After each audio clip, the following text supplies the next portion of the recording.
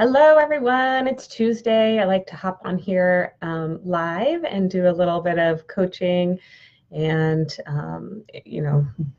tell you what's on my mind. So if you don't know me, I'm Tiffany Thoen, also known as Coach Tiffany. I think I might be a little glitchy, and there's so much happening in my house. So I'm going to try not to be too distracted.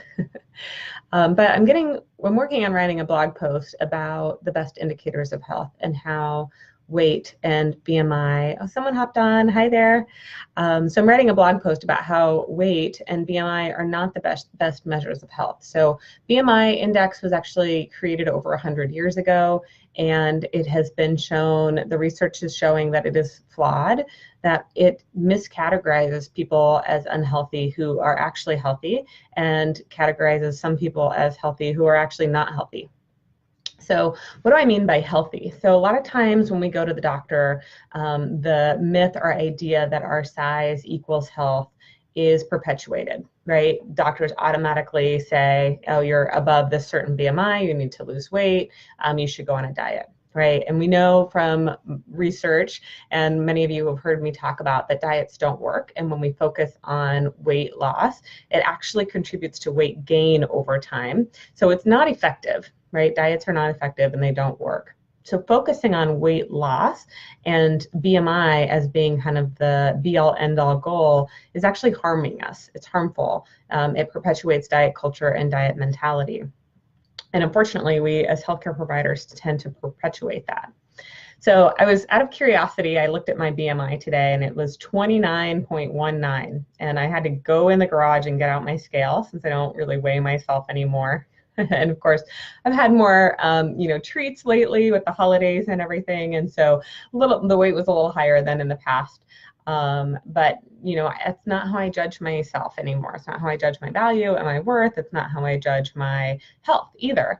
And so my BMI 29.19, and that puts me in the overweight category.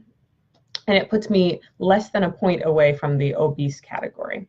So I am one of those people that would be miscategorized as unhealthy due to my BMI and my weight, using the old model that we now know, that studies now are showing us is an ineffective measure of health, that it is miscategorizing people, and it's giving people who are in smaller bodies a false sense of security, and it's causing healthcare professionals to miss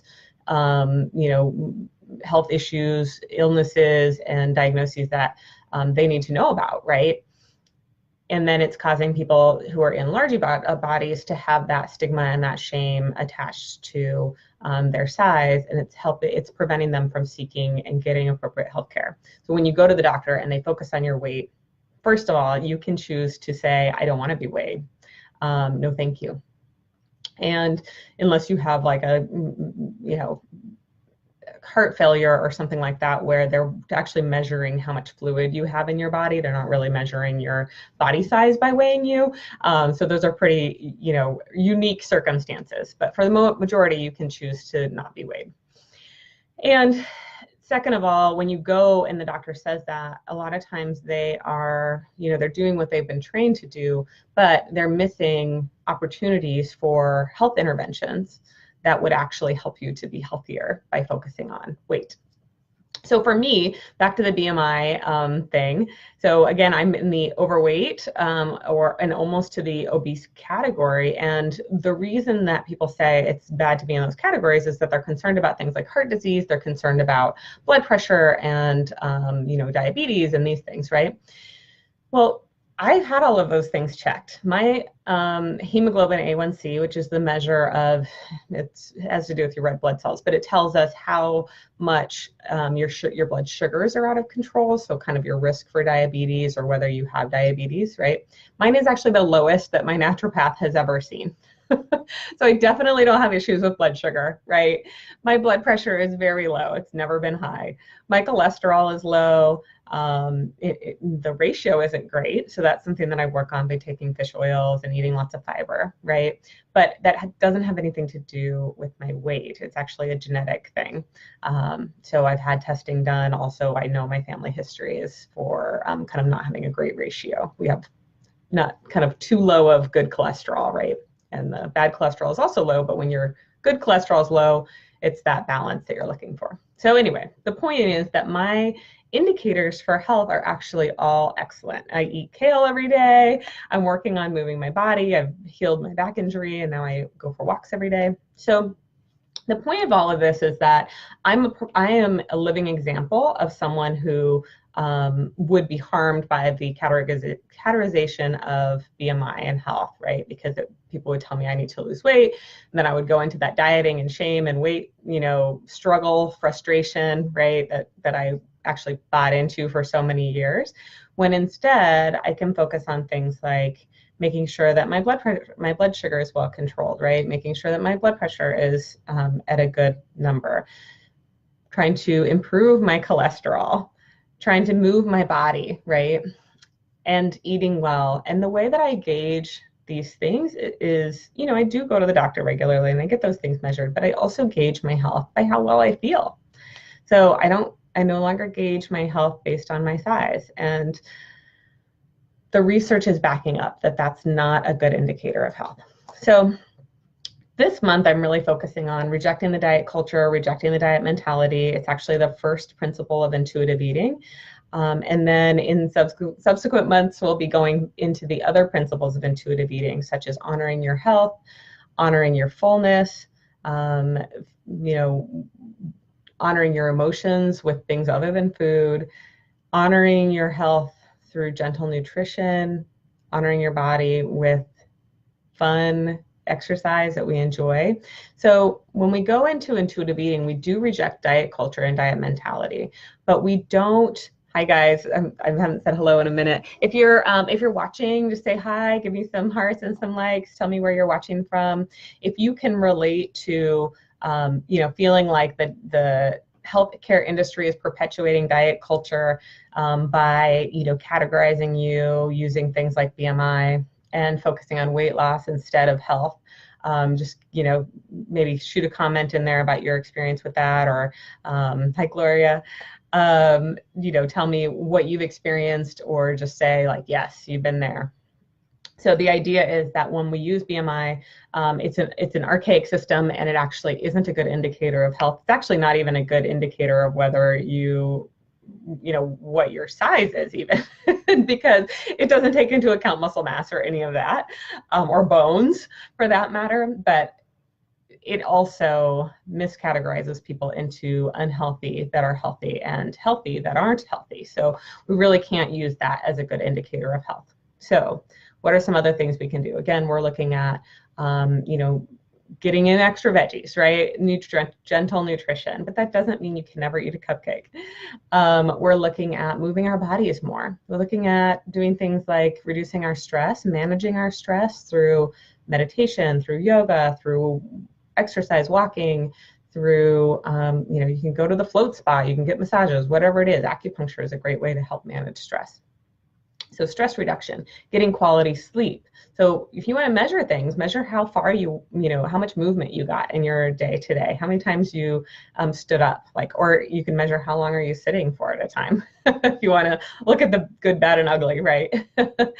You can measure, of course, at the doctor, your blood sugar, your blood pressure, and you can even measure these things at home, but making sure that those things are all in check. And there are things you can do to affect those things that don't have to do with weight loss. So they've actually done some research studies where they took patients who had diabetes, who had out of control blood sugar, and they had some of them focus on weight loss and some of them focus on health interventions. And the group that focused on health interventions did much better. The group that focused on weight loss, even if they lost weight, didn't necessarily have better blood sugar control. So again, going back to the stress management, if you have diabetes and you have a lot of stress in your life, that actually can cause your blood sugar to be more out of control. So when someone's in the hospital, their blood sugar is out of control typically, and we have to give them insulin, right? That's just from the stress of being in the hospital. So it's really interesting to look at what managing your stress does for your health. You want to measure other things, monitor your sleep. Right? Like how many hours are you sleeping? There's a great app called Sleep Score that actually tells you how long you're in, deep sleep, how long you're in light sleep, how many times you woke up. So you could focus on that, right? You can wear some blue blocking glasses at night and make sure you go to bed at the same time and plug your phone in away from your bed. Don't get on your, on your Facebook's feed. I'm doing the Mel Robbins thing right now. She has a thing called Mindset Reset. Great videos. You can check them all out on YouTube. It's free. And she talked about something like 35% of adults check their email in the middle of the night. Like, what are we doing? So there are so many other ways to improve our health that aren't weight focused. And being weight focused actually harms us and harms our health. It causes us to not get as good of healthcare as we would otherwise, either because we are avoidant of going to the doctor because of the shame and the stigma, and or because when we go to the doctor tells us to lose weight rather than helping us find interventions that will actually improve our health, right? So these are not the best indicators of health. They're not the best measures of health, and they're not the best way to focus on improving our health. So I'm going to be writing that blog. You'll see that coming out in the next couple weeks. And this month, again, I'm focusing on kind of the myths and rejecting diet culture and diet mentality, why diet culture isn't a way to be healthier, and actually it harms us. So I would love to hear your thoughts on this topic. I'm going to hop off in just a minute, but I do want to invite you all, if you're interested in learning more about intuitive eating, I will be having a workshop tomorrow evening from 7 to 8:30. It's $20 online, so really easy access. And I think some more people are hopping on. Oh, hi, Nicola, and Charlotte and Lisa. And I just said hello, Gloria. So join me for that if you're interested, and I'm going to be starting my intuitive eating course online, and that starts on January 23rd. In the meantime, there's lots of great content in here. I will really appreciate it if you invite friends to this group that you feel like will benefit from this. I want to really share my knowledge with all of you and really make this a content-rich group where we have a lot of good information, but also a lot of support. And so far, this group has been so wonderful and so supportive of each other and me. And I really love this community. So I want to share the love. So invite friends to the group that you feel like would benefit from it, that might be interested in these things. And if you want to learn more, join me with these upcoming events and my course. All right. Hope you have a wonderful day. Thanks so much for joining.